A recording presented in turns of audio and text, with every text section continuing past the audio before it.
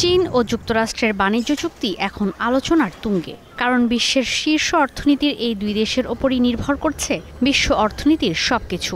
তাই আলোচনায় উঠে এসেছে ট্রাম্পের এশিয়া সফর। চলতি সপ্তাহেই এশিয়া সফরে যাচ্ছেন মার্কিন প্রেসিডেন্ট ডোনাল্ড ট্রাম্প। জল্পনা চলছে চীনা প্রেসিডেন্ট শি জিনপিংয়ের সঙ্গে বৈঠকেরও। হোয়াইট হাউসে এক বক্তব্যে মার্কিন প্রেসিডেন্ট বলেন, সফরের শুরুতে মালয়েশিয়া যাবেন, এরপর যাবেন জাপান, দক্ষিণ কোরিয়া সফরেও যাবেন তিনি, যেখানে আলোচনা হতে পারে শি জিনপিংয়ের সঙ্গে। এ সময় তিনি বলেন, চীন বরাবর যুক্তরাষ্ট্রের প্রতি সম্মান প্রদর্শন করেছে। বেজিং কোনোভাবেই মাথা নত না করায় সুর যেন কিছুটা নরম করেছেন ট্রাম্প। অনেক দেশ যুক্তরাষ্ট্রের কাছ থেকে সুবিধা নেয়, চীন নিচ্ছে না, তারা উচ্চ শুল্ক দিচ্ছে।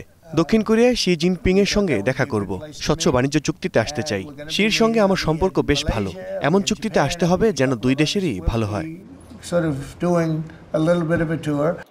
বেইজিং এই বিষয়ে কিছু না জানালেও ডোনাল্ড ট্রাম্প আরও বলেন, আগামী বছরের শুরুতেই বেইজিংয়ে যাবেন তিনি। চীনে তাকে আমন্ত্রণ জানানো হয়েছে। শুল্ক ইস্যুতে তিনি বলেন, বিরল খনিজ ধাতুর হুমকির চেয়ে শুল্ক হুমকি বড় কিছু। তিনি আশা করেন দক্ষিণ কোরিয়ায় হতে পারে বহুল প্রত্যাশিত বাণিজ্য চুক্তি।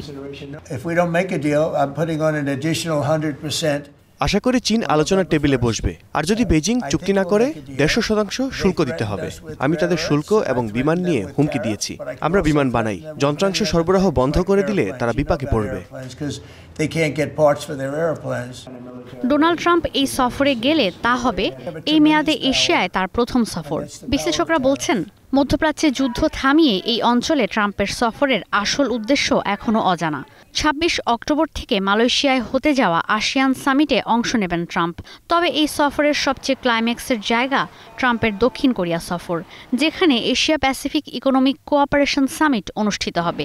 এখানেই আলোচনা হতে পারে শি জিনপিং আর ডোনাল্ড ট্রাম্পের। ঈশিতা ব্রহ্ম, স্টার নিউজ।